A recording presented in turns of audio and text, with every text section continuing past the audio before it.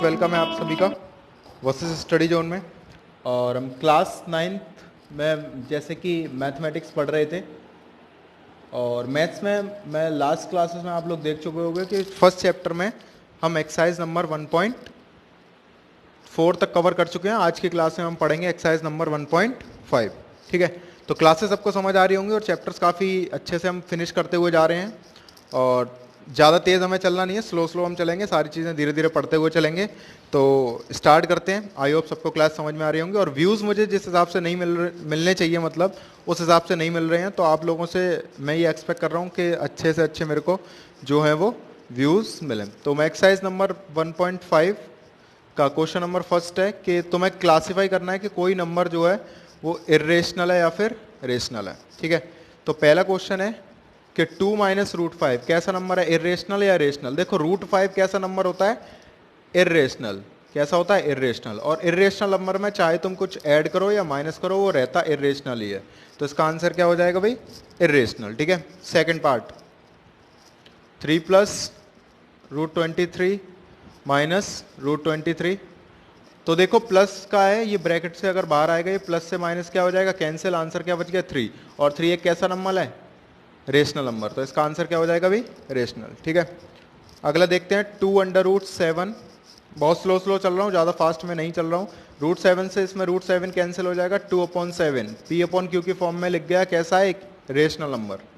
ठीक, नेक्स्ट 1/√2। देखो भाई रूट टू जो है वो 2 से बाहर नहीं आ सकता, ये एक इरेशनल नंबर है। इरेशनल नंबर है, चाहे किसी भी चीज़ का मल्टीप्लाई करो, डिवाइड करो, माइनस करो, सब्ट्रैक्ट करो, वो कैसा ही रहेगा, इरेशनल ही रहेगा। ठीक है, बात समझ में आ गई। 2 पाई, पाई सब जानते हो भाई, पाई कैसा नंबर होता है, इरेशनल। और इरेशनल में चाहे तुम 2 का मल्टीप्लाई प्लस माइनस कुछ भी करो, आंसर क्या आया रहेगा, इरेशनल।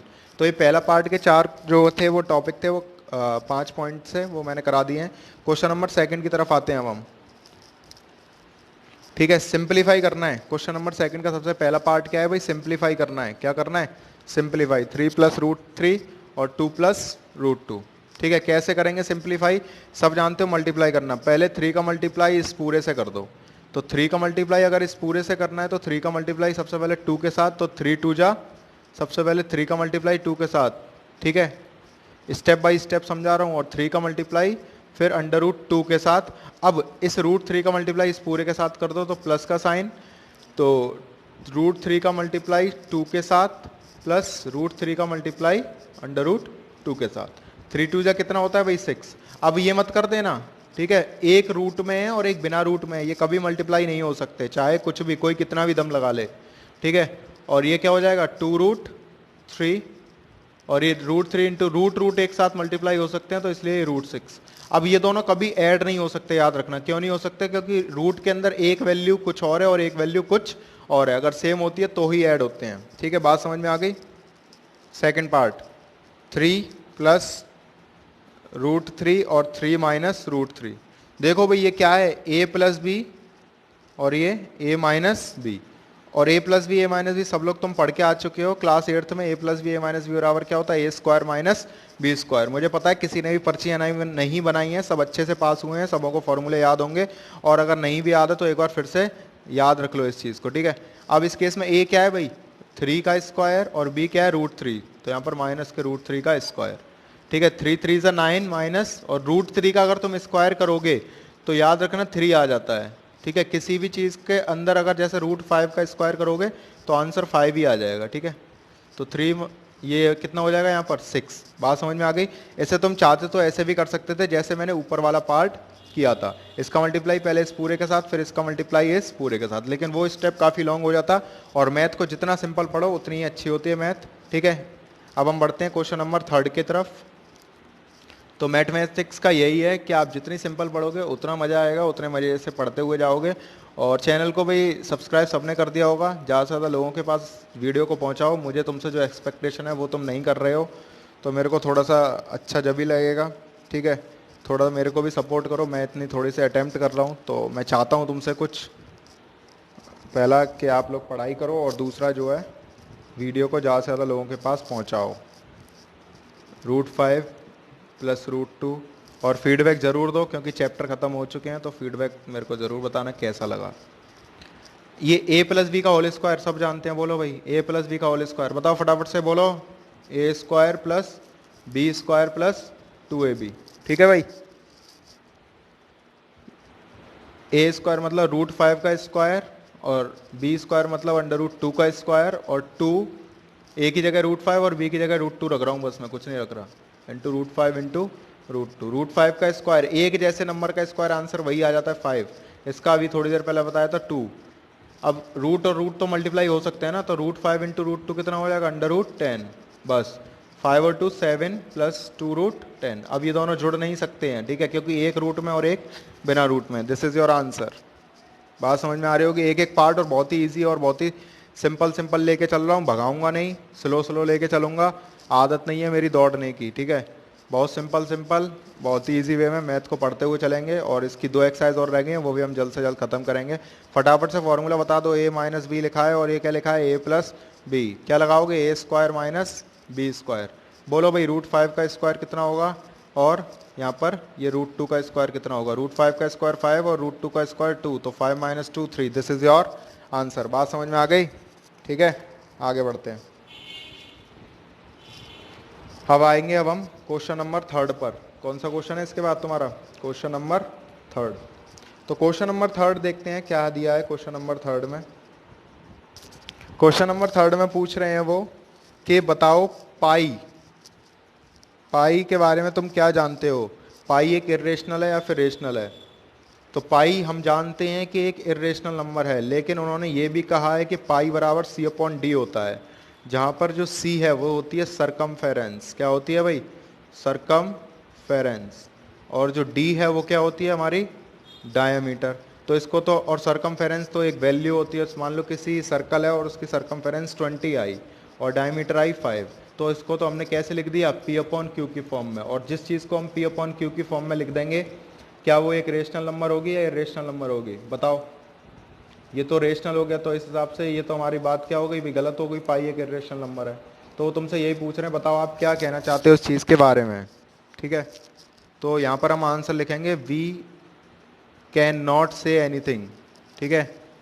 उन्होंने पूछा है क्या इस कॉन्ट्राडिक्शन को, यानी कि इस बात को, इस स्टेटमेंट के बारे में आप कैसे इसको सुलझाओगे, इस पहेली को, ठीक है।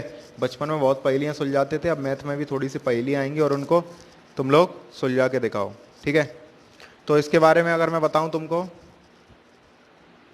इसके बारे में अगर मैं तुमको बताऊं तो देखो, पाई बराबर c/d है, सरकमफेरेंस और डायमीटर, p/q की फॉर्म में लिखना है इसको। किसकी फॉर्म में लिखना है भाई, p/q की फॉर्म में, ठीक है। और पाई एक इरेशनल नंबर होता है, लेकिन हमें क्या करना है, अब वो पूछ रहे हैं इस कॉन्ट्राडिक्ट को, यानी कि इस स्टेटमेंट को बताओ भाई क्या करोगे, ठीक है। तो अगर मैं सिंपल सी बात में कहूँ तो हम कुछ नहीं कह सकते हैं, तो यहाँ लिखेंगे दिस कॉन्ट्राडिक्ट, ये जो भ्रम है या ये जो दिक्कत है, कांट बी रिजॉल्व, इसको सॉल्व नहीं किया जा सकता, कांट बी रिजॉल्व, इसको रिजॉल्व नहीं किया जा सकता। क्यों, क्योंकि एक तरफ तो हम ये कह रहे हैं कि पाई एक इरेशनल है, और एक तरफ हम ये कह रहे हैं कि पाई जो है वो p/q की फॉर्म में लिखा जा सकता है, क्योंकि पाई की वैल्यू जो होती है वो होती है 3.14, आगे आगे चलती रहती है, कभी ख़त्म नहीं होती। तो अब हम क्या करें, ठीक है, क्योंकि अब इसका रीज़न मैं यहाँ लिख देता हूँ, रीज़न मैं तुमको बताता हूँ इसका जो रीज़न है वो ये है कि अगर मैं बात करूँ, ठीक है, रीज़न की, किसकी, रीज़न की अगर मैं यहाँ पर बात करूँ तो रीज़न सिर्फ इतना सा है कि दुनिया में कोई भी ऐसी चीज़ नहीं है जो किसी चीज़ को बिल्कुल फिक्स तरीके से नाप सके। यानी कि आप ये नहीं कह सकते कि किसी भी सर्कल की जो सरकमफेरेंस है वो एग्जैक्ट है। रीज़न क्या लिखोगे इसमें, यानी कि दुनिया में अगर आप कोई भी चीज़ नाप रहे हो तो थोड़ा बहुत तो एरर आता है, ठीक है, थोड़ी बहुत तो उसमें क्या आते हैं, एरर्स जो है वो आते हैं, ठीक है, कोई चीज़ बिल्कुल एग्जैक्ट नहीं होती। तो this contradict can not be resolve, ठीक है। तो यहाँ पर यहाँ मैं आंसर लिख देता हूँ, बिकॉज, रीज़न में, because there is no device, कोई भी ऐसी चीज़ नहीं है which can measure exact length, जो बिल्कुल एकदम सही लेंथ निकाल सके, एग्जैक्ट लेंथ। अब क्योंकि एग्जैक्ट लेंथ नहीं निकाल सकते तो पता नहीं भाई c कितना होगा, और पता नहीं, मान लो सरकमफेरेंस 20 है, हो सकता है ये सरकमफेरेंस हो, नहीं हो ये 20 हो, ठीक है। थोड़ी बहुत पॉइंट की कहीं कमी हो नापने में, मेजर करने में, आपने स्केल से नापा, थोड़ा बहुत पॉइंट कहीं कम आ गया, तो इस वजह से हम कह सकते हैं ये कैसा होगा भाई, इस कॉन्ट्रडिक्शन के बारे में हम कुछ नहीं कह सकते। लिख लेना इस चीज़ को। आगे बढ़ते हैं। क्वेश्चन नंबर, मैं बात करूंगा अब फोर्थ। वो कह रहे हैं कि रिप्रेजेंट करो अंडर रूट 9.3 को नंबर लाइन पर। किसको रिप्रेजेंट करना है? सबसे पहले क्या करोगे, बहुत सिंपल समझा रहा हूँ, देखो। एक 9.3 सेंटीमीटर की स्केल से लाइन खींच लोगे ए बी, कितने सेंटीमीटर की? 9.3। तो ये मैंने एक 9.3 सेंटीमीटर की लाइन खींच ली, किसकी हेल्प से? स्केल की हेल्प से। किसकी हेल्प से? स्केल की। और फिर इसके आगे एक और लाइन बढ़ाओगे, इसी के आगे कितने सेंटीमीटर की? बी सी 1 सेंटीमीटर की। कितने की? 1। तो अब ये टोटल कितना हो गया? 9 और 1 10.3। 10.3 का अगर हाफ करोगे, क्या करोगे? हाफ। तो इसका हाफ लगभग कितना हो जाएगा? 2 5 जा 10 और 5.1 समथिंग, ठीक है। तो यहाँ से तुम 5.1 ले लोगे, कितना ले लोगे? मान लो ये 5.1 आ गया, ठीक है। तो अपना कंपास रखोगे, क्या रखोगे? अपना कंपास। कंपास की यहाँ पर रखोगे निडल, और एक बना दोगे इस तरीके से आधा सा सर्कल। क्या बना दोगे? हाफ सर्कल, ठीक। इतना बना दिया। सबसे पहले 9.3 की खींची 1 सेंटीमीटर, इसका आधा करा टोटल का, और यहाँ पर कंपास की निडल रखी और एक क्या बना दिया? आधा सा हमने सर्कल। अब हम क्या करेंगे, यहाँ से एकदम 90 डिग्री का एक एंगल खींच देंगे, लाइन डाल देंगे। कितने की? 90 डिग्री की। बात समझ में आ गई? कितने की डालोगे? 90 डिग्री की, ठीक। अब इसको आगे बढ़ा दो यहाँ पर, और इसको थोड़ा सा और यहाँ पर आगे बढ़ा दो, ठीक। और अब हम क्या करेंगे, यही हमारा कितना होगा? Under root 9.3। ये जो लाइन होगी वो 9.3 होगी, और इसको जब तुम आगे ऐसे लोगे, कैसे लोगे? ऐसे। तो इस जगह पर जो भी वैल्यू आएगी वही तुम्हारी क्या होगी भाई? 9.3। बात समझ में आ गई? अगर नहीं समझ में आई तो इस वीडियो को दोबारा रिपीट देख लेना। ये 90 डिग्री का बना लोगे लाइन, और कंपास को यहाँ से लेकर के एक आर्क लगा दोगे, ये आ जाएगी आपकी 9.3, ठीक है। आगे बढ़ते हैं हम क्वेश्चन नंबर 5 की ओर, ठीक है। और क्वेश्चन नंबर 5 देखेंगे। क्वेश्चन नंबर 5 क्या कह रहा है? इसके बाद एक आखिरी एक्सरसाइज बचेगी हमारी 1.6, ठीक है। रेशनलाइज करना है भाई, बहुत सिंपल होता है रेशनलाइज करना, बहुत ही सिंपल, बहुत ही इफेक्टिव वे में समझा रहा हूँ, इससे सिंपल कुछ नहीं हो सकता। पहला क्वेश्चन है भाई 1/√7। देखो रेशनलाइज का सिंपल सा फंडा क्या है पहले वो समझ लो। फॉर्मूला सब जाने दो। नीचे वाला जो नंबर है इसको रूट से हटाना है। क्या करना है? रूट से हटाना है। तो रूट से हटाने के लिए हम क्या करेंगे, ये जो √7 है इसका मल्टीप्लाई ऊपर कर दो, और √7 का ही मल्टीप्लाई नीचे कर दो। तो देखो अपने आप रूट हट जाएगा। 1 का मल्टीप्लाई √7 से करोगे, कितना आएगा? √7। और दोनों एक जैसे का मल्टीप्लाई करोगे, आंसर आएगा 7। बस नीचे से रूट हटाना है, कैसे भी हटाओ, साम दाम दंड भेद। अब देखो अगला क्वेश्चन, √7 नीचे से सारे रूट हटाने हैं। तो इन केसेस में बीच में क्या आ गया? माइनस आ गया। क्या आ गया? माइनस। तो क्या करेंगे अब हम, इसी का मल्टीप्लाई ऊपर कर देंगे, बस बीच में साइन चेंज कर देंगे। 7 + √6, और यहाँ पर √7 + √6, ठीक है। 1 का मल्टीप्लाई इसके साथ करा, √7 + √6 आ जाएगा। अब ये देखो ये क्या है? a + b और a - b है। ये a + b और a - b, और a + b और a - b क्या होता है? a - b और a + b क्या होता है? बोलो फटाफट से। a² - b² होता है। तो यहाँ पर क्या? √7 का स्क्वायर माइनस √6 का स्क्वायर। बात समझ में आ गई? √7 का स्क्वायर माइनस √6 का स्क्वायर। तो ये ऊपर क्या हो गया? √7 + √6, और ये √7 का स्क्वायर कितना हो जाएगा? 7 - 6, ठीक है। तो ऊपर क्या रहेगा? √7 + √6, और नीचे क्या रहेगा? 1। अब 1 चाहे लिखो या मत लिखो, हमने नीचे से रूट गायब करना था वो हमने कर दिया, जो हमें करना था वो हमने कर दिया। अब तुम जो कर सकते हो वो कर लो। बताओ, मुझे जो करना था वो मैं कर चुका हूँ, अब तुम्हारी मर्जी है, जो करना चाहते हो वो कर लो, ठीक है। वही ऊपर मल्टीप्लाई करेंगे √5 - √2 का, बस बीच वाला साइन बदलना है, कुछ नहीं करना, ठीक है। ऊपर क्या रहेगा? √5 - √2, 1 का मल्टीप्लाई किसी भी साथ करेंगे, और ये a + b a - b लिखा है, तो वही a² यानी कि √5 का स्क्वायर माइनस √2 का स्क्वायर, ठीक है। तो ये क्या हो जाएगा? √5 - √2, और √5 का स्क्वायर 5, और √2 का स्क्वायर 2।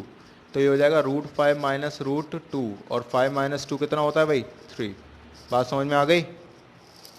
4th पर आ जाओ, last question of this exercise, और ये एक्सरसाइज यहीं खत्म हो जाएगी। फिर दोबारा से हम क्या करेंगे भाई? ऊपर इसका मल्टीप्लाई कर देंगे, बस बीच का साइन बदलना है, सब में यही करना है। 1 का मल्टीप्लाई करोगे तो आंसर वही रहेगा, कुछ नहीं होगा, ये a प्लस बी और a माइनस बी, ये √7 का स्क्वायर माइनस 2 का स्क्वायर, ठीक है। √7 प्लस 2, चाहता तो मैं ये सारे होमवर्क में दे सकता था एक एक करा के, लेकिन फॉर्मेलिटी नहीं करता हूँ। अभी तुम रिसेंटली 9th क्लास में आए हो, ठीक है, तो धीरे धीरे सीखते चलो, फिर जब सीख जाओगे तो आगे ऐसे ही होगा करेगा, ठीक है। 7 और 2 का स्क्वायर कितना होता है भाई 4, तो √7 प्लस 2 और 7 माइनस 4 3, तो दिस इज आंसर। बात समझ में आ गई?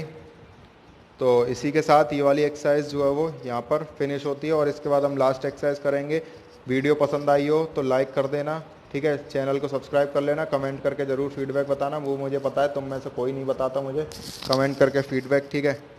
तो चलो खैर कोई दिक्कत नहीं है, आप लोग नहीं बताते हो वो आपके ऊपर है, लेकिन मैं तुमसे एक्सपेक्ट करता हूँ, वो एक्सपेक्टेशन आप नहीं कर रहे हो जितना मैं एफर्ट कर रहा हूँ। तुम में से कोई उतना एफर्ट नहीं कर रहा है उस चीज़ को लेकर के।